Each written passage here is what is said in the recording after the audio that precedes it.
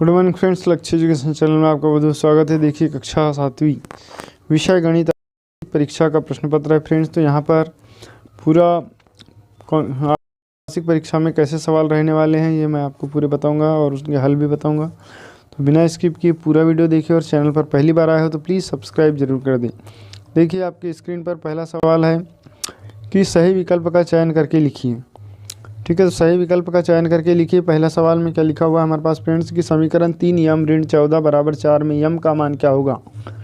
तो इसको आपको किस तरीके से हल करना है, इस 14 को का पक्षांतरण कर देना है। ठीक है, तो क्या बच जाएगा 3 यम बराबर 4 धन 14 और 4 धन 14 ये हो गया 18, 18 बटे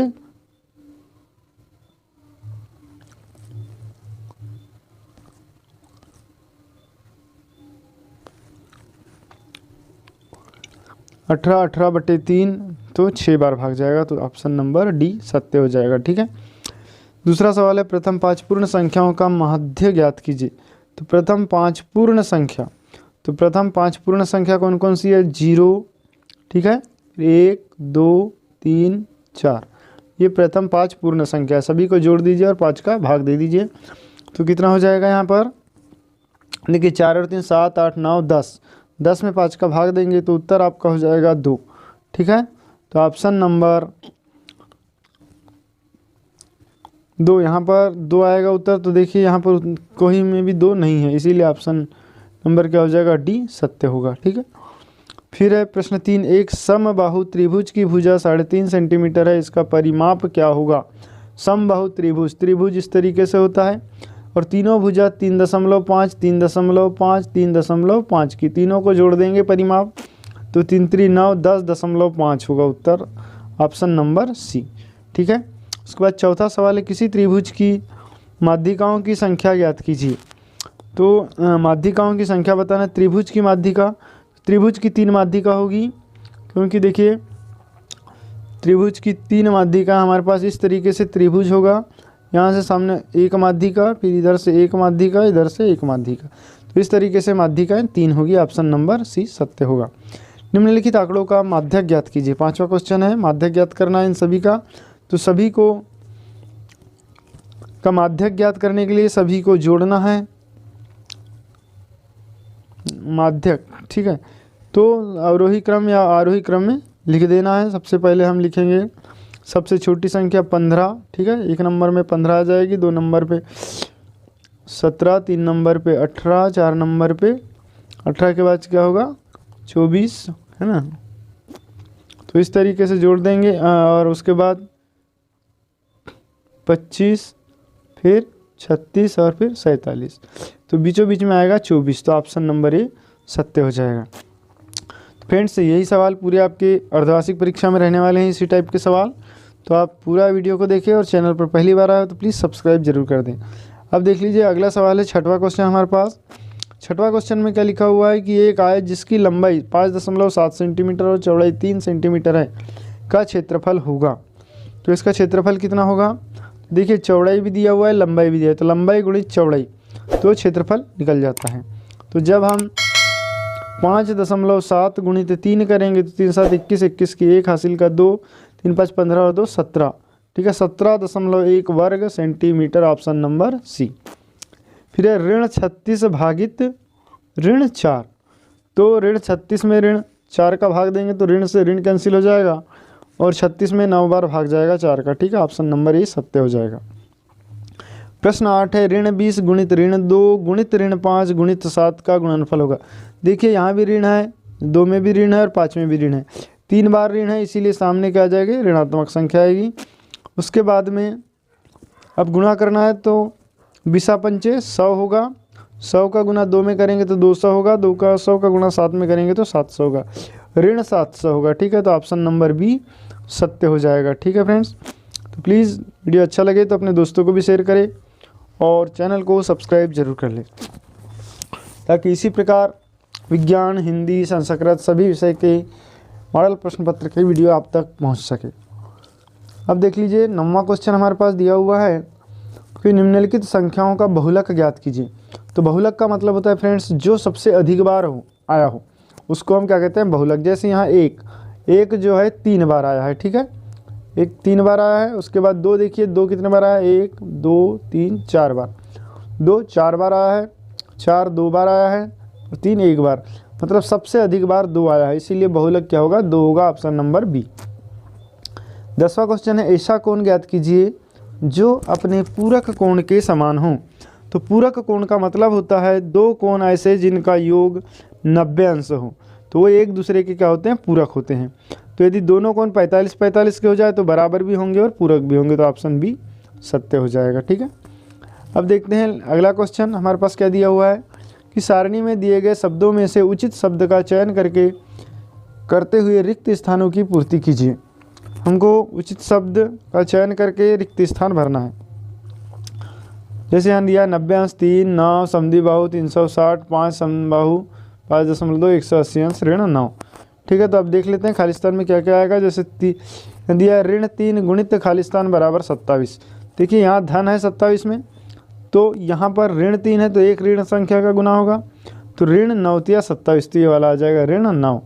ठीक है, फिर है 12वां एक त्रिभुज जिसकी तीनों भुजाओं की माप समान हो समबाहु त्रिभुज कहलाता है। क्या कहलाएगा, समबाहु त्रिभुज कहलाएगा। अगला यदि दो कोण समपूरक हो तो उनके मापों का योग कितना होगा, 180 अंश होता है। फिर एक सम बहुभुज की प्रत्येक भुजा की लंबाई 2.5 सेंटीमीटर है, बहुभुज का परिमाप कितना होगा, 12.5 सेंटीमीटर है। इस बहुभुज की खालिस्तान भुजाएं हैं, तो हम 12.5 सेंटीमीटर में 2.5 सेंटीमीटर का भाग दे देंगे तो कितना आएगा, 5 आ जाएगा। ठीक है, तो आप खालिस्तान में 5 आ गया। उसके बाद देखिए 4.2 3.8 और 7.6 का औसत, तो औसत में इन तीनों को जोड़ना है और 3 का भाग दे देना है, तो उत्तर हो जाएगा 5.2। फिर है सत्य असत्य कथन छाटिए। ठीक है, प्रश्न क्रमांक 16 सत्य असत्य कथन छाटिए में देखिए क्या लिखा है, एक दंड आलेख में दंडों की चौड़ाई असमान हो सकती है, तो ये असत्य होगा क्योंकि जब हम दंड आलेख बनाते हैं तो सभी दंड आलेखों की जो चौड़ाई होती है वो समान होती है। फिर 17वां है किसी त्रिभुज की दो भुजाओं की मापों का योग तीसरी भुजा की माप से बड़ा होता है, बिल्कुल सत्य है। ठीक है, उसके बाद है दो भिन्नों का योग एक भिन्न होता है, ये भी सत्य है। फिर दो समांतर रेखाओं के बीच की दूरी प्रत्येक स्थान पर सदैव बराबर होती है, बिल्कुल सही है क्योंकि दो पटरी रेल की पटरी समांतर होती है और सभी जगह उनकी दूरी बराबर होती है, और जब दूरी बराबर होती है तभी वो समांतर कहलाती है। फिर है 20वां 3.03 धन 0.016 बराबर 3.019, तो इनको दोनों को जोड़ देना है, तो यहाँ पर ये असत्य है, इतना नहीं आएगा। आप जोड़ के देख सकते हैं इस सवाल को। फिर है प्रश्न 21 त्रिभुज ABC का कोण सी समकोण है यदि AC बराबर 5 सेंटीमीटर BC बराबर 12 सेंटीमीटर AB की लंबाई ज्ञात कीजिए। तो इसको देखिए इस तरीके से आपको हल करना है। यह हम एक त्रिभुज बना लेंगे जिसमें C कोण समकोण है, BC भुजा 12 सेंटीमीटर हो गई, CA भुजा 5 सेंटीमीटर हो गई, तो लंब और आधार दोनों के मान हमको मिल गए, कर्ण का मान AB ज्ञात करना है। तो पाइथागोरस प्रमेय लगा देंगे, BA बराबर वर्गमूल AC का वर्ग धन BC का वर्ग, तो AC का मान है 5 का वर्ग धन 12 का वर्ग बराबर वर्गमूल 169 और इसका मान होगा 13। जो भुजा है AB का मान हमारे पास निकल कर आ जाएगा 13 सेंटीमीटर। ठीक है, फिर है प्रश्न क्रमांक 22। तो प्रश्न क्रमांक 22 में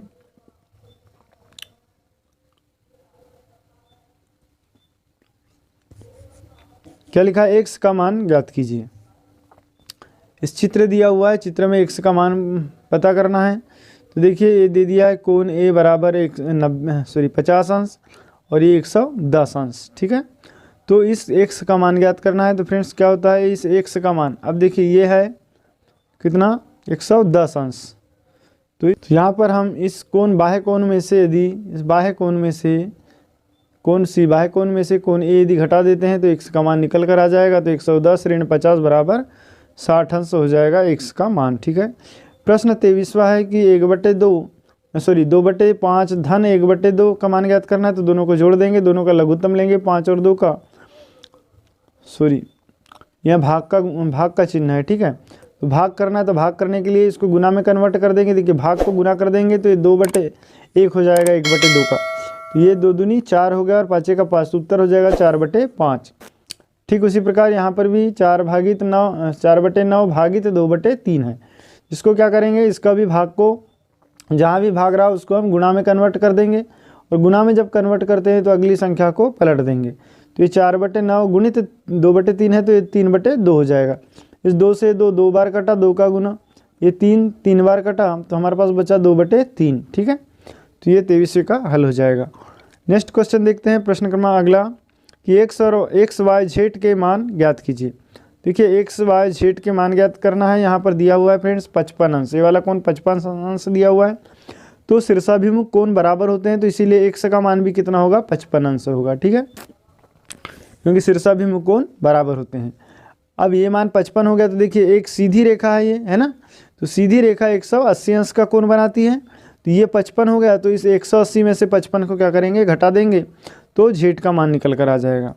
ठीक है, तो ये देखिए हमने 180 में से 55 को घटा दिए, तो ये वाई का मान निकल कर आ जाएगा। ठीक उसी प्रकार तो 125 अंश, और इस टाइप भी वैसे ही करेंगे। अब देखिए ये वाला 125 निकल कर आ गया, तो इसका शीर्षाभिमुख जेड है, तो ये भी 125 अंश। तो इस तरीके से एक्स वाई जेड तीनों के मान ज्ञात कर सकते हैं। प्रश्न 24 देख लीजिए। प्रश्न 24 में लिखा हुआ है 4 गुणित यम धन 3 बराबर 16। तो यम का मान ज्ञात करना है, 4 का पक्षांतरण कर देंगे, 16 में भाग चले जाएगा, तो ये 16 को 4 बार कट गया, और ये क्या बच गया 3, तो 3 को घटा देंगे यहाँ पर। ठीक है, इससे 4 बार कटा और 1 का पक्षांतरण करें तो -3, तो बराबर उत्तर आ गया 1। ठीक, इसी प्रकार इधर भी वैसे ही है, इस -2 का पक्षांतरण कर दिए तो 8 में भाग दे देंगे, तो आ जाएगा -4, और ये धन 3 का पक्षांतरण करें तो -3 हो जाएगा, तो -3 और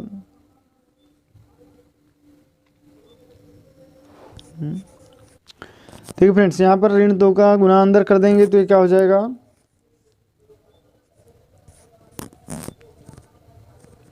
इस -2 का गुना करें तो -2x -6 बराबर 8, -2x -6 इधर गया तो धन 6, तो 14 हो गया, 14 में -2 का भाग देंगे तो -7 आ जाएगा उत्तर। ठीक है,